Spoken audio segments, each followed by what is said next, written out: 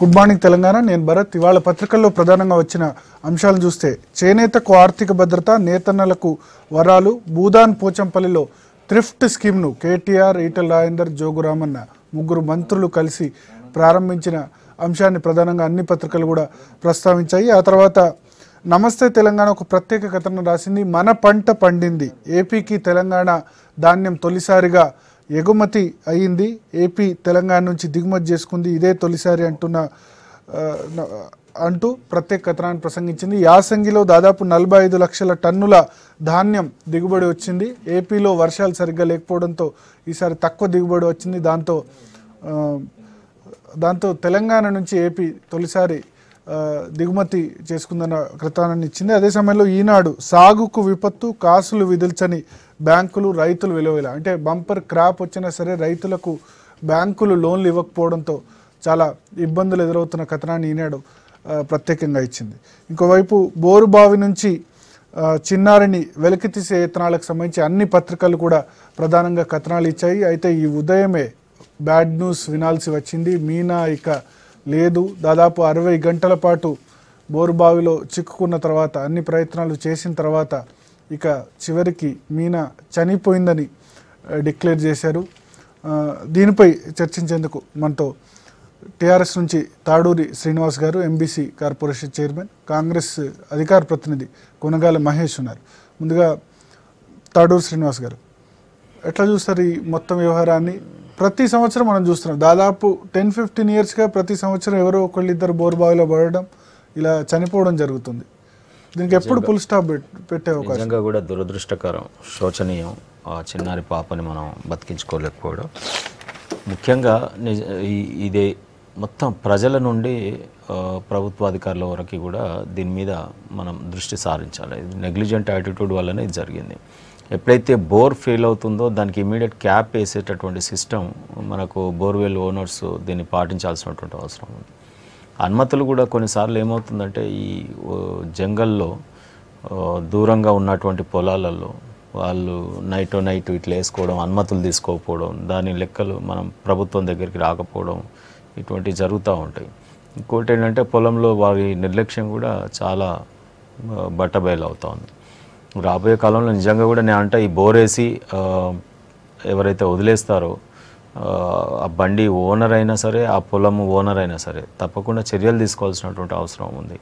కఠిన చర్యలు తీసుకోవాలి. ఇది రిపీట్ కాకూడదు. చైనా లాంటి టెక్నాలజీ కూడా మనం తీసుకురావాలి, అటువంటి పనులు కూడా చేయాలి. అసలు నేను అడిగితే ఇవి నివారణ చర్యలే ముఖ్యం. ఈ పడ్డ తర్వాత మనం ఇవన్నీ వెలికి తీసే ప్రయత్నం అంటే అది చేతులు కాలినాక ఆకులు పట్టుకోవడమే. దానికన్నా ముందు నివారణోపాయాలు వెతకడం మంచిది. దేశంలో అక్కడక్కడ జరుగుతూ ఉన్నాయి. దేశంలో కూడా ఈ సంఘటన ప్రతి సంవత్సరం దేశంలో ఏదో ఒక మూల జరుగుతూ ఉన్నది.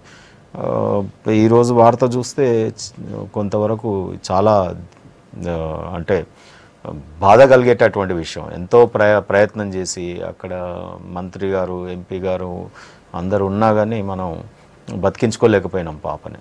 సో అందుకని సరే, అది వారు చేసే ప్రయత్నాలన్నీ కూడా చేసినారు అక్కడ ఉన్నటువంటి అధికారులు. కానీ ఇక్కడ ఏంటంటే కొంతవరకు నిన్న ఏదో 10 అడుగుల లోతులనే ఉండే వాళ్ళు అంతలో వాళ్ళు ప్రయత్నాన్ని, సరే ఆపదలో ఎవరైనా చేస్తారు ఏదో లాగేద్దామని, ఆ తర్వాత 40 ఫీట్లకు పడిపోవడం, ఇదన్నీ పడగానే వెంటనే ప్రభుత్వానికి చెప్పినట్టు అయితే, అక్కడ అధికారులకు చెప్పినట్టు అయితే, నేను అనుకుంటే 10 ఫీట్ల లోతు ఉన్నప్పుడు కిందికి వెళ్ళి మనం తోడి ఈజీగా సునాయాసంగా ప్రొక్లైనర్తో తీసేవాళ్ళం. సరే, అది అంచెలంచెలుగా జారిపోవడం అనేది శోచనీయం. ఏదేమైనా ఇటువంటి జరగొద్దు సార్. మనం మీడియా అయినా, పోలీస్ అయినా, ప్రజలైనా ఇటువంటి ఎక్కడన్నా ఉంటే నిజంగా వెంటనే మనం అధికారుల దృష్టికి తీసుకొచ్చి ఇక్కడికైనా మనం అంతా యుద్ధ ప్రాతిపదికన అందరం ఆలోచన చేయాలి. మహేష్ గారు, ఒక దురదృష్టకరమైనటువంటి సంఘటన.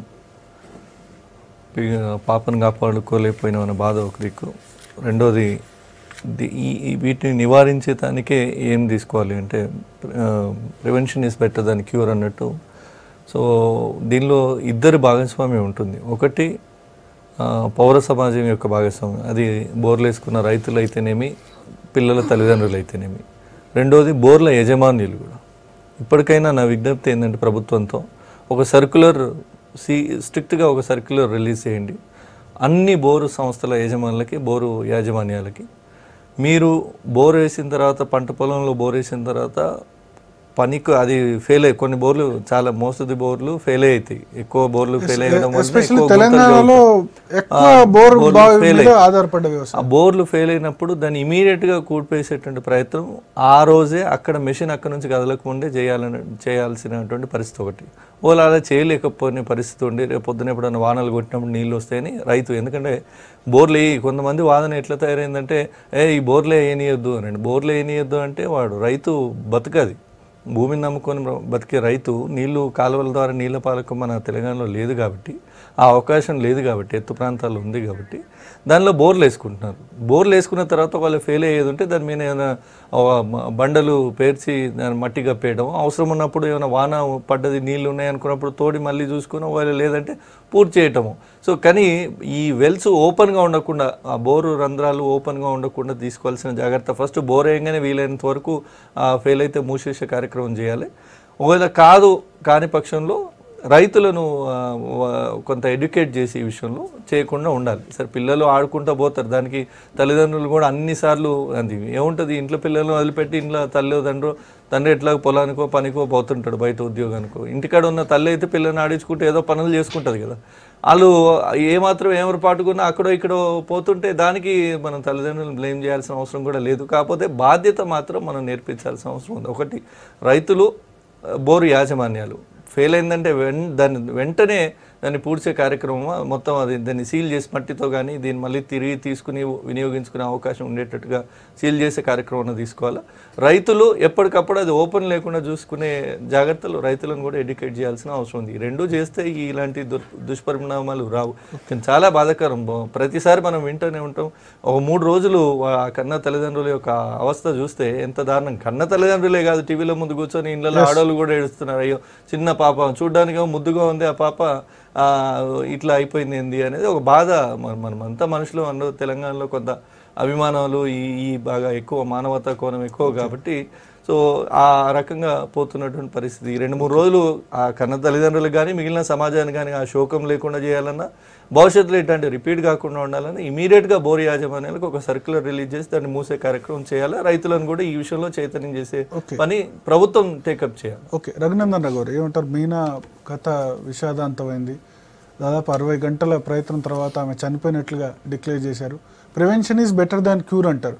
సో ఇక ముందు ఇటువంటి ఇన్సిడెంట్ జరగకుండా ఈ బోరు బావుల పూడ్చివేత విషయంలో అధికార యంత్రాంగం నుంచి కానీ లేకపోతే ప్రజల నుంచి కానీ ఎటువంటి చర్యలు తీసుకోవాలి?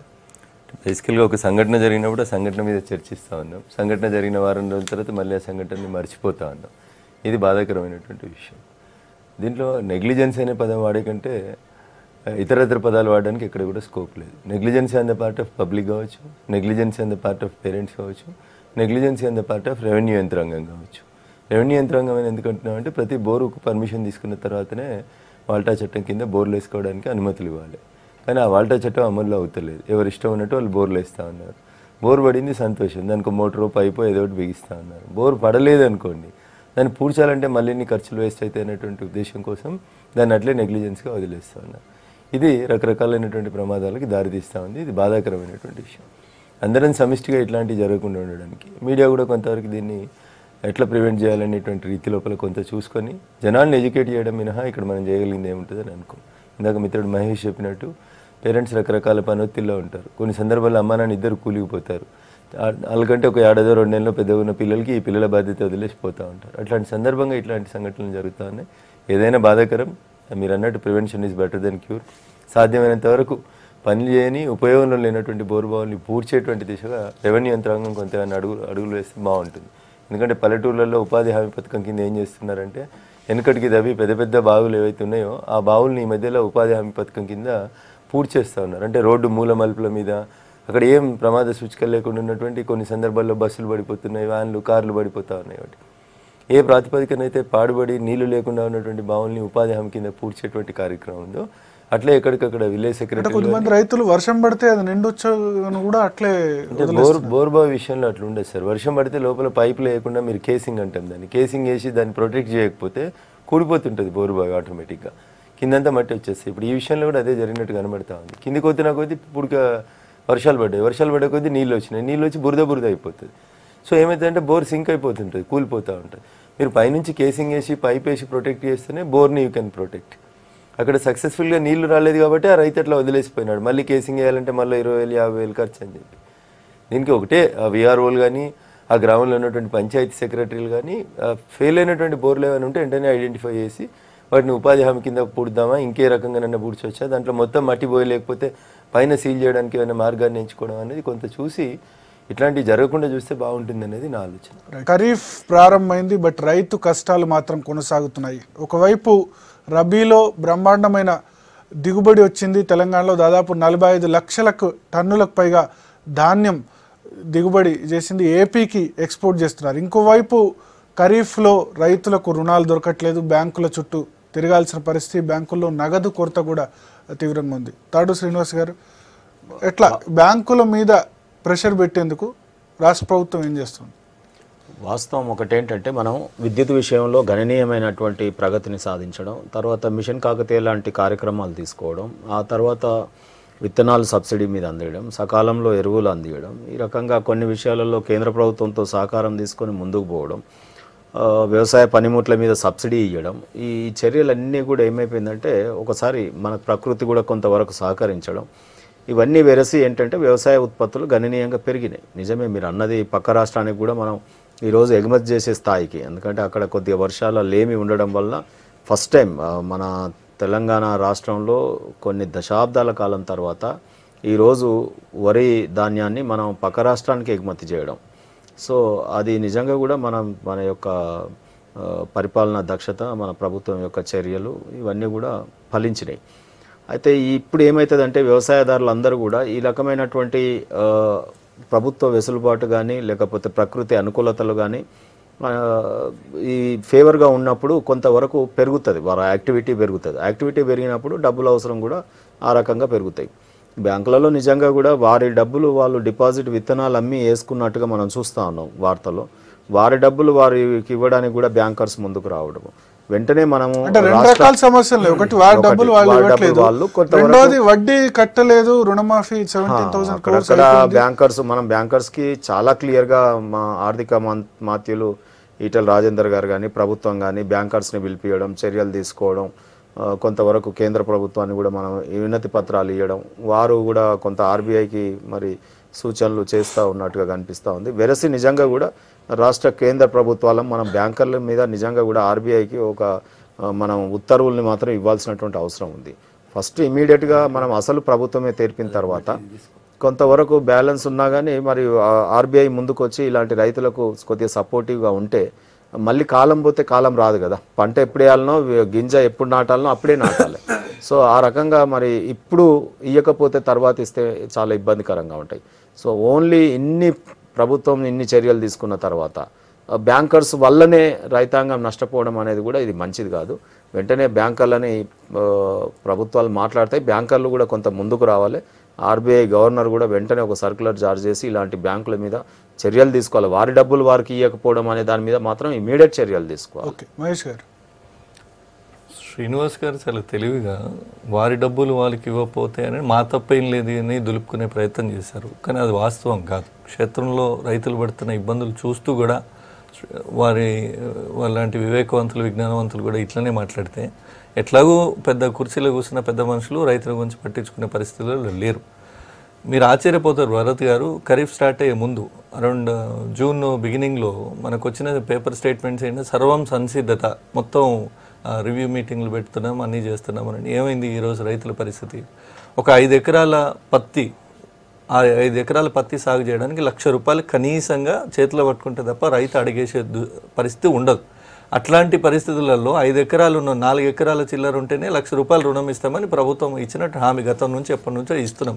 మీరు 4 ఎకరాల పేరుతోని బ్యాంకు దగ్గర ఎట్లాగూ గతంలో పాస్ పుస్తకాలు తాకట్టు ఉన్నాయి, అది రిన్యూ చేయడానికి మొత్తం ఉన్న దాని ప్రపంచంలో దాని చుట్టూ ఉన్న 30 కిలోమీటర్ల రేడియస్లో ఉన్న బ్యాంకులన్నీ తిరగాలంటే ఒక్కొక్క ఊర్లో ఒక బ్యాంక్ ఉంటుంది, కొంత దూరంలో ఒక బ్యాంక్ ఉంటుంది, అంటే 2-3 రోజులు బ్యాంకుల చుట్టూ తిరిగే కార్యక్రమం ఉంది. నెత్తిమీద వాన పడుతూ ఉంది, దుక్కి దున్నుకోవాలి, పొత్తం చేసుకోవాలి, కైకిలోలను పిలిచి ఇత్తనాలు పెట్టాలి. ఇవన్నీ కొనేకన్నా ముందే మొత్తం బ్యాంకుల చుట్టూ రౌండ్లు వేసి మీ సేవల దగ్గర పడిగాపులు కాసి తీసుకుపోయి అప్లికేషన్లు ఇస్తే ఓ వారం రోజులకు పిలిచి రుణం శాంక్షన్ అయిందని చెప్తున్నారు. శాంక్షన్ అయిందని చెప్పి ఏం చేస్తున్నారు? ₹1,00,000 రుణం శాంక్షన్ అయింది, కానీ నీకు 10,000 మాత్రమే ఇస్తాము, కొన్ని బ్యాంకులు మరీ అధ్వానంగా 5,000 మాత్రమే ఇస్తాము. అంటే ఏం చేయాలి వాడు? రాష్ట్ర కేంద్ర ప్రభుత్వాలు ఏం చేయాలి? మీరు ప్రతిపక్షంలో ఉన్నారు, మీరేం సజెస్ట్ చేస్తారు? నేనేమంటున్నాను, ప్రభుత్వము ఒక రుణ ప్రణాళిక అంటుంటుంది. ఈరోజు ఖరీఫ్ కోసం ఈ ప్రభుత్వం పెట్టుకున్న రుణ ప్రణాళిక మొత్తం ఎంత? 23,573 కోట్లు వీళ్ళు పెట్టుకున్న రుణ ప్రణాళిక. దానిలో కనీసం 2,500 కోట్లు కూడా ఇప్పటివరకు డిస్బర్స్ కాలే. అంటే ప్రభుత్వం బాధ్యత లేదా?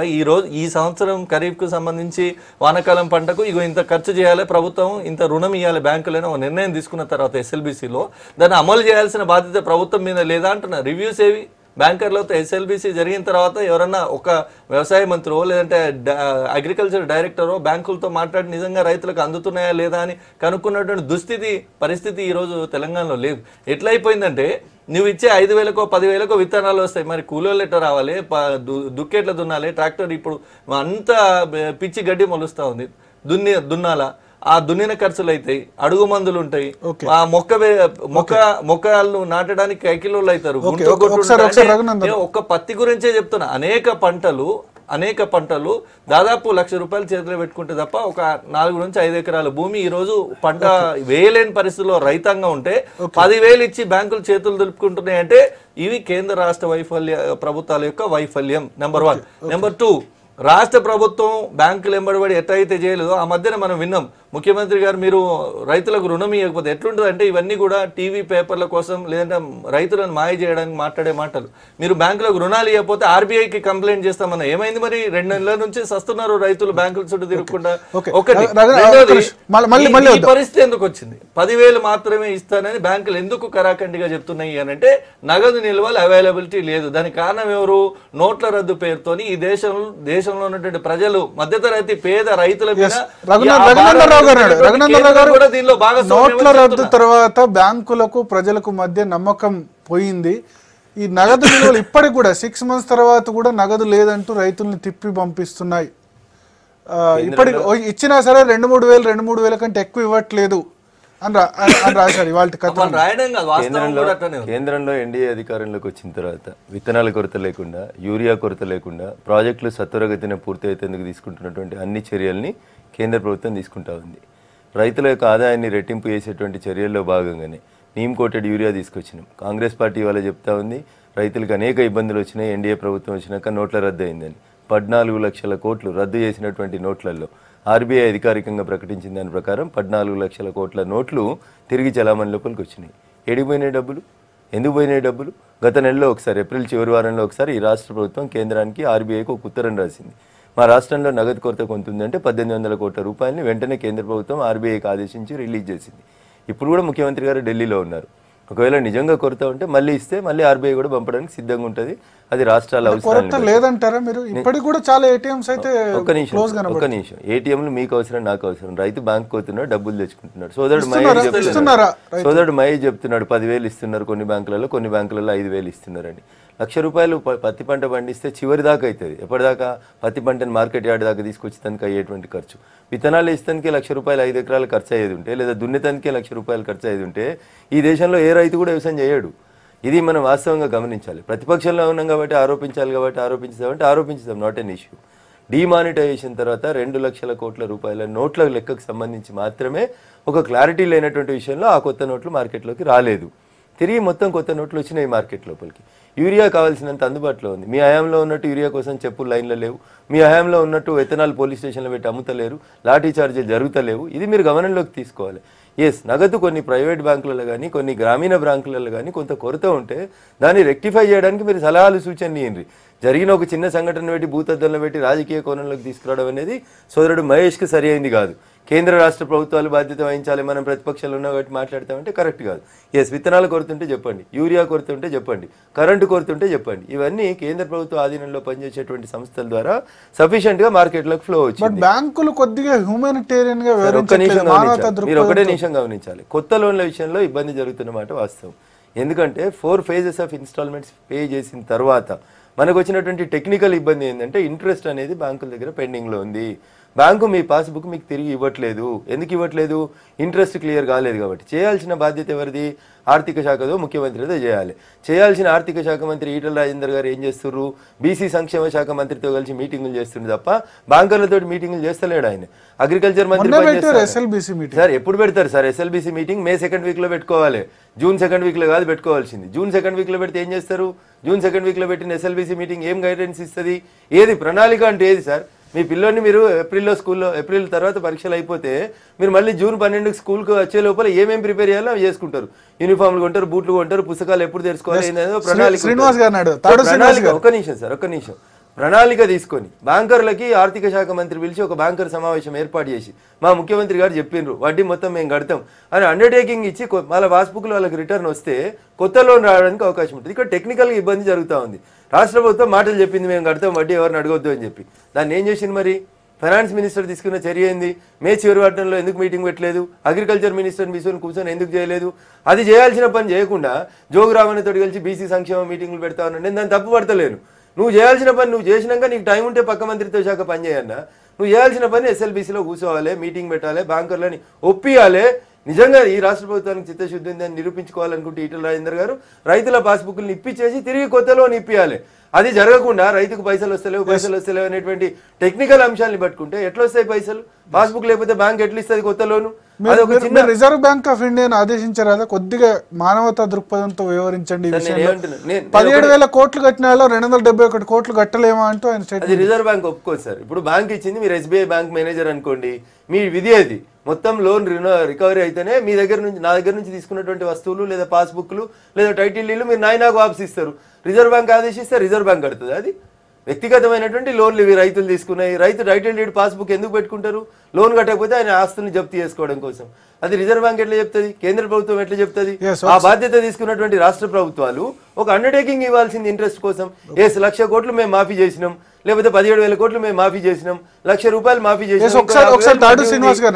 ఎస్ఎల్బీసీ మీటింగ్ లో డిలే చేశారు, ఇంత లేట్ గా ఎస్ఎల్బీసీ మీటింగ్ ఎందుకు పెట్టారని రఘునందన్ రావు గారు క్వశ్చన్ చేస్తున్నారు. ఎక్కడ జరగలేదండి నిత్యం. యాక్చువల్గా నిజంగా చెప్పాలంటే ఈటల రాజేందర్ గారు హాట్ లైన్లో చర్చిస్తారు బ్యాంకర్స్తో ఎప్పుడైనా.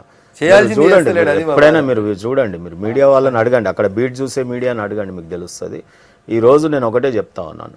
ఒకటి, కొత్త రాష్ట్రం వచ్చిన తర్వాత ప్రియారిటీ రంగమైనటువంటి విద్యుత్ ఒకవైపు నీటిపారుదల శాఖకు వేలాది కోట్ల రూపాయలు ఖర్చు చేస్తూనే 17,000 కోట్ల రూపాయలు గుండుగుత్తా ఒకే రోజు మనం ఈ కాలంలోనే మనం మాఫీ చేసుకున్నాం.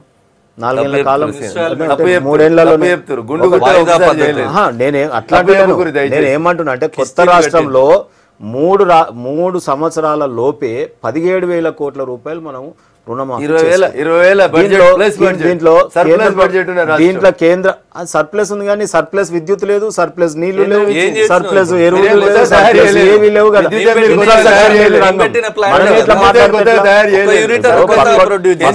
ఉన్నటువంటి సంధించే మాటలు మనం మాట్లాడితే ఎట్లా చెప్పండి? 16,000 కోట్లు ఒక మూలకు పోతాయి. ఈ రోజు విద్యుత్లో ఎంత లోటు ఉండే? ఆ రోజు కేంద్ర ప్రభుత్వం సహకరించిందా, పక్క రాష్ట్రం సహకరించిందా? ఈ రోజు కృష్ణపట్నం ఎవరు గుంజిచ్చి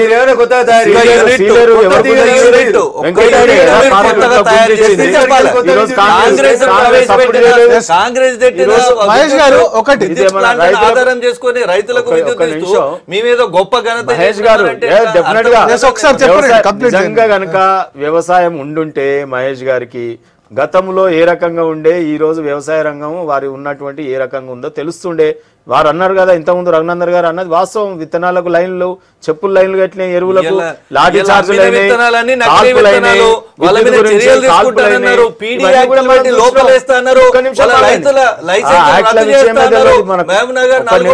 మహేష్ గారు ఆ చరిత్ర మీది, ఆ చరిత్ర మీది. నల్ల జెండాలు ఎగురుతున్నాయి, ఎమర్జెన్సీ మీలాంటి దుర్మార్గం లేదండి దేశంలో. అనవసరంగా ఒక్క నిమిషం మీరు మాట్లాడితే ఎట్లా సార్? నేను ఏమంటున్నా అంటే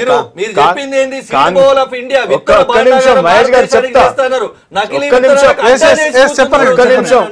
ఎక్కడ కాంగ్రెస్ పార్టీకి పాచి కళ్ళు దొరికిందో నాకు తెలియదు కానీ ఈ రోజు ఈ రకమైనటువంటి కాంగ్రెస్ గోల చేయడం. నేను చెప్తా ఉన్నా, వ్యవహారం మీరు గతంలో చేసింది మీరు, మేము కాదు కదా. నేను ఏమంటున్నా అంటే ఒక్కటి వాస్తవం, మీరు కూడా ఒకసారి ఆలోచించండి. ఈరోజు వ్యవసాయ ఉత్పత్తులు పెరిగినాయనే లీడ్ తీసుకుని మనం చర్చ స్టార్ట్ చేసినాం. నిజమా కాదా? వాటికి దగ్గర గోటాలు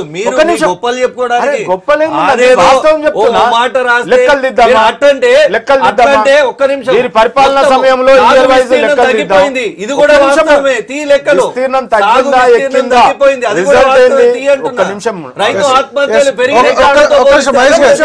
మహేష్ గారు కంప్లీట్ చేయండి, తర్వాత మీ దగ్గరకు వస్తుంది. జస్ట్ బ్రీఫ్ గా వస్తుంది. ఇప్పుడు కోకిల లాంటి గానం ఈ ప్రభుత్వం కూస్తామంటే కాకి గోళ్ళ ప్రతిపక్షాలది. మనం దానికి ఏం చేయగలుగుతాం? మనం చెప్పండి. ఎంత చేసినా వారికి ఏం కనిపించదు.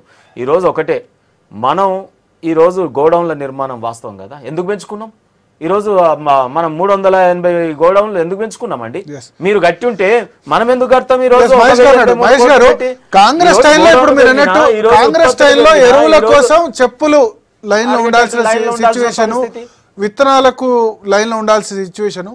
మా టైంలో ఇది లేదు అని ఇద్దరు క్లెయిమ్ చేసుకుంటారు. కేంద్ర ప్రభుత్వం, రాష్ట్ర ప్రభుత్వం ఇద్దరు క్లెయిమ్ చేసుకుంటారు. గోడౌన్లు కూడా మీరు కట్టలేదు. పైగా రుణమాఫీ ఫస్ట్ అంటే పక్క రాష్ట్రం ఆంధ్రప్రదేశ్లో కంప్లీట్ కాలేదు, ఇక్కడ మాత్రమే కంప్లీట్ అయిందని వాళ్ళు చెప్తున్నారు. ఒక డిమాండ్ అయితే మనం చేయాలండి. ఈ రోజు దేశంలో అన్ని రాష్ట్రాలు కూడా, బీజేపీ పాలిత రాష్ట్రాలు కూడా, మహారాష్ట్ర చూసినాం మొన్న ఏ రకంగా గొడవలైనా ఇమీడియట్ గా రుణమాఫీ చర్యలు తీసుకున్నారు. మధ్యప్రదేశ్ లో శివరాజ్ చౌహాన్ గారి పనితీరు చాలా మెరుగ్గా ఉంటది అనేది ఒక చర్చ. మంచి అందామండి. అటువంటి రాష్ట్రంలో కూడా రైతుల యొక్క ఈ రోజు ఇబ్బందులు చూసినాం. అన్ని రాష్ట్రాలలో రుణమాఫీ తీసుకుంటున్నప్పుడు కేంద్రమే ముందుకు వచ్చి రాబోయే కాలంలో ఎవరు పరిపాలించిన యూపీఏ ఎన్డీఏ ఎవరు ఇచ్చినా గానీ రుణమాఫీ రైతులకు మాత్రం చేయాల్సినటువంటి అవసరం ఉందండి. కాంగ్రెస్ పాలన రైతులకు ఒక స్వర్ణయుగం అండి. పంట ఎక్కువ వేసే ఇది, వర్షాలు పుష్కలంగా పడ్డాయి, రిసోర్సెస్ అవైలబిలిటీ ఉన్నాయి, రుణాలు మాఫీ చేసి కొత్త రుణాలకు అవకాశం కల్పించినాం కాబట్టి రైతులు ఇబ్బడి మొబ్బడిగా ఎక్కువ మంది వచ్చి విత్తనాల విషయంలో కొంత తొక్కిసలాట అది జరిగిన మాట వాస్తవం. అట్లని ఎవరికి విత్తనాలు ఇవ్వక మాకు విత్తనాలు దొరకలే అని ఏ రైతు చెప్పలే. వారు ముందు వెనుక కొంత దాంట్లో ఇబ్బంది అయిన మాట వాస్తవం. కానీ ఈ రోజున్న దుస్థితి ఏంటంటే కొత్త రుణాలు రావు. ఎందుకు రావు? రుణమాఫీ చేసినామని చెప్పొద్దు, మీకు అర్హత లేదు. మీరు ఉన్నటువంటి 48,000 నుంచి 50,000 వడ్డీ ఇప్పుడు బ్యాంకులలో ఉన్నాయి, పాస్ పుస్తకాలు తాకట్లో ఉన్నాయి. రుణమాఫీ అని ఎప్పుడు అంటాము? మీ దగ్గర కుదరబెట్టిన మొత్తం రిటర్న్ తీసుకుంటే కదా మాఫీ అయ్యేది. ఈరోజు రుణమాఫీ కాలే, అసలు మాఫీ అయింది, వడ్డీ అట్టనే ఉంది, పాస్ పుస్తకాలు అట్టనే ఉంది. కదా ఇది కూడా ఇది ఎవరు చేస్తున్నారు? వడ్డీ కూడా మేమే కడతామని అన్నాడు ముఖ్యమంత్రి. మరి ఏది ఇప్పటి వరకు ఎందుకు చేతనైతే లేదు? వడ్డీ కూడా బ్యాంకులకు హామీ ఇస్తే ₹1,00,000 మీరు ఒక అలిగేషన్ మీద స్పందించండి. మీ హయాంలో విత్తనాలు ఎరువుల విషయంలో ఎందుకు లాఠీ చార్జీలు జరిగాయి, ఇప్పుడు జరగట్లేదు? తర్వాత రబీలో కూడా రికార్డు దిగుబడి వచ్చిందండి. ఇది ఎట్లుందంటే రైతులు కాల్పులకు కూడా గురైరు. ఇది ఎట్లా ఉందంటే, ఇది విత్తనాలు ఈ దేశానికి స్వాతంత్రం వచ్చిన రోజు ఉన్నటువంటి వంగడాలు ఈ దేశ ప్రజలకు క్యాటర్ చేయట్లేదు కాబట్టి, సరిపోవట్లేదు కాబట్టి కొత్తగా విత్తనాల విషయంలో విప్లవాలను తీసుకొచ్చి, గ్రీన్ రెవల్యూషన్ తీసుకొచ్చి ఈ దేశాన్ని మొత్తం సస్యశ్యామలం చేసిన ఘనత కాంగ్రెస్. ఇయ్యలేదో ఈ వేదికల మీద కూర్చున్నప్పుడు కాంగ్రెస్ ఏం చేయలేదని మాట్లాడితే వాళ్ళ వివేకానికి వదిలేస్తున్నారు. ఏంటంటే ఆ గోడౌన్ల విషయానికి వస్తున్నారు. గోడౌన్లలో మీరు V6 ద్వారా ఇండిపెండెంట్ సర్వే చేయండి. ఎంతమంది రైతులు గోడౌన్లు వాడుకుంటారు, ఎంతమంది మీ మార్కెట్ కమిటీల వాళ్ళకు కమిషన్లు ఇచ్చి అడితే గోడౌన్ వాడుకుంటారు. గిట్టుబాటు ధర అడిగితే గతంలో ఎప్పుడైనా కాల్పులు జరిపినామా? గిట్టుబాటు ధర అడిగితే గతంలో ఎప్పుడైనా బేడీలు వేసినామా? ఈ రోజు మీ ప్రభుత్వం గారు గొప్ప మనిషి హయాంలో రైతులకు సంఖ్యలు వేసి తీసుకుపోతున్నారు. ఎందుకు? వాళ్ళు పండించిన పంటకు ధర అడిగిన పాపానికి రైతులకు సంఖ్యలు ఇస్తున్నారు. ఇంతకంటే దౌర్భాగ్యం ఏం కావాలా? ఇందాక సోదరుడు రఘునందన్ గారు చెప్తా ఉన్నారు, మీరు ఏంటి డిమానిటైజేషన్ వల్ల మాకేదో మేలు జరిగిందని. మీరు ఒక్కటే గుర్తుంచుకోవాలా, ఈరోజు మేము మా సొమ్మును బ్యాంకుల్లో దాచుకున్న సొమ్మును వెనక్కి తీసుకోవడానికి ఆంక్షలు విధించి ప్రపంచంలో ఏ దేశంలో కూడా ఈ రెస్ట్రిక్షన్స్ లేవు.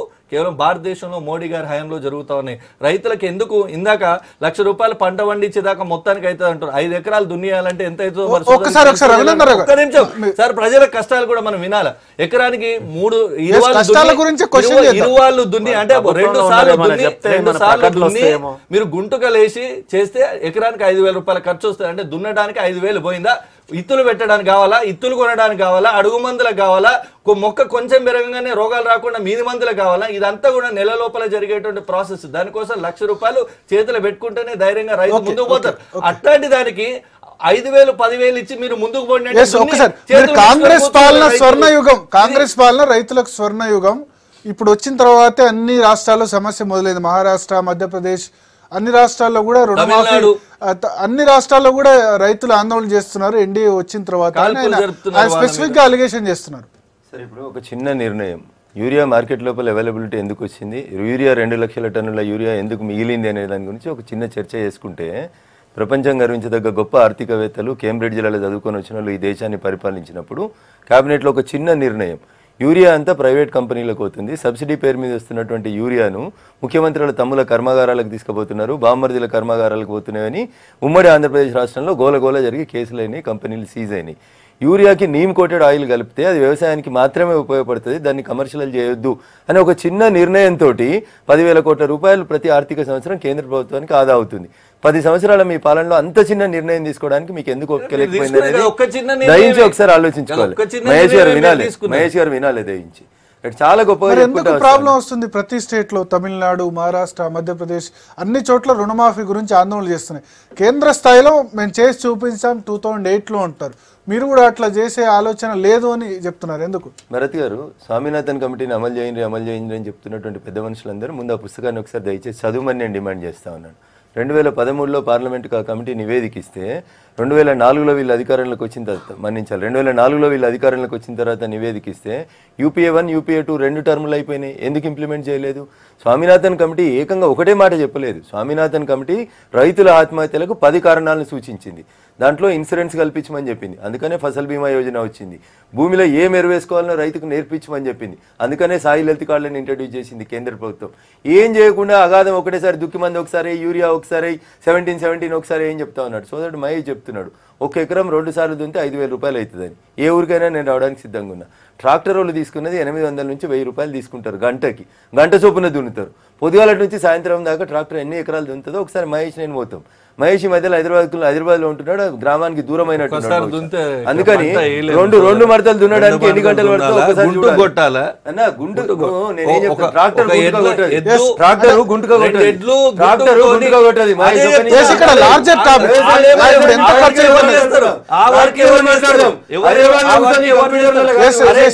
రుణమాఫీ గురించి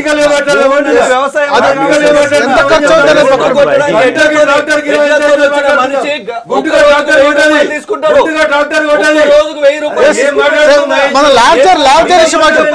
స్పెసిఫిక్ గా రఘునందన్ రావు గారు స్పెసిఫిక్ గా రుణమాఫీ ఓకే, అదే రుణమాఫీ గురించి కేంద్ర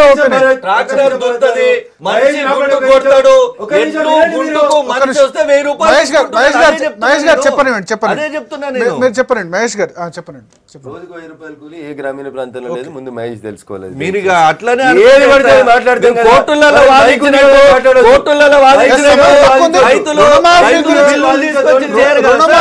రూపాయలు కూలి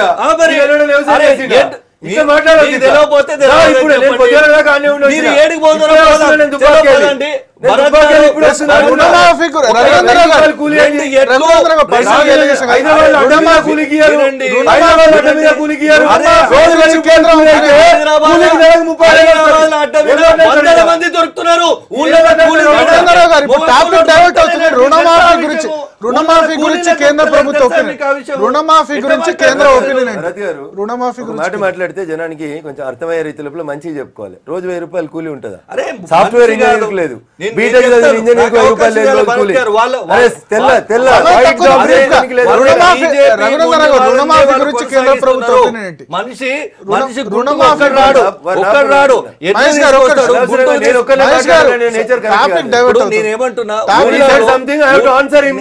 మీరు ఆన్సర్ చేయకుండా అది కాదని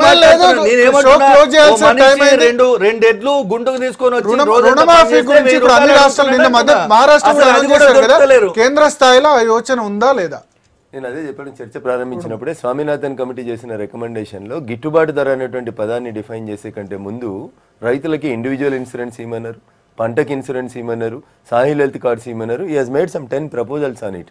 ఇవన్నీ చేసిన తర్వాత అప్పుడు రైతన్న కష్టాలు తొలుగుతాయనేటువంటి ఉద్దేశం కోసం గుజరాత్ ముఖ్యమంత్రి ఉన్నప్పుడు తన స్టేట్లో ఇంట్రడ్యూస్ చేసిన సాహిల్ హెల్త్ కార్డులని ప్రధానమంత్రి అయిన తర్వాత ప్రతి సంవత్సరం 5 రాష్ట్రాలలో ఇంప్లిమెంట్ చేసేందుకు 5x5 25 రాష్ట్రాలకు అయితే అని చెప్పి ఇంప్లిమెంట్ చేయమని చెప్పారు. దాంట్లో తెలంగాణ కూడా ఒక రాష్ట్రం. 230 కోట్లు ఈ రాష్ట్రంలో సాహిల్ హెల్త్ కార్డుల కోసం ఇచ్చింది. మార్కెట్లలో దేశవ్యాప్తంగా మార్కెట్లలో ఒక రకమైన ఇబ్బంది ఉంది కాబట్టి మార్కెట్లన్నింటినీ అనుసంధానం చేసేటువంటి ఒక ప్రయత్నం చేస్తా ఉంది కేంద్ర ప్రభుత్వం. ఇది ఈ ఒక్కరోజే ఉత్పన్నమైనటువంటి సమస్య కాదు. గతంలో ఏం చేయలేదని చెప్పట్లేదు, చేసినవి సరిపోలేదు కాబట్టి ఇంకా వేగవంతం చేస్తా ఉన్నాం. నేను యూరియా మిగిలిందని ఎందుకు చెప్పినా అంటే ఒక చిన్న నిర్ణయం 10 సంవత్సరాల క్రితం 2004లోనే తీసుకుని ఉంటే యూరియా కోసం చెప్పులు లైన్ లో పెట్టాల్సినటువంటి దుస్థితి వచ్చేది కాదని చెప్తా ఉన్నా. దానికి మహేష్ గారు అంత ఆవేశపడారు. రైతు కష్టాలు అయితే తీరాల్సిన అవసరం ఉంది. ఖరీఫ్ ప్రారంభమైంది, రైతులకు బ్యాంకులు లోన్లు ఇవ్వాల్సిన అవసరం ఉంది. అందుకోసం కేంద్ర రాష్ట్ర ప్రభుత్వాలు చర్యలు తీసుకోవాల్సిన అవసరం అయితే ఖచ్చితంగా ఉంది. ఇది ఇవాళ గుడ్ మార్నింగ్ తెలంగాణ.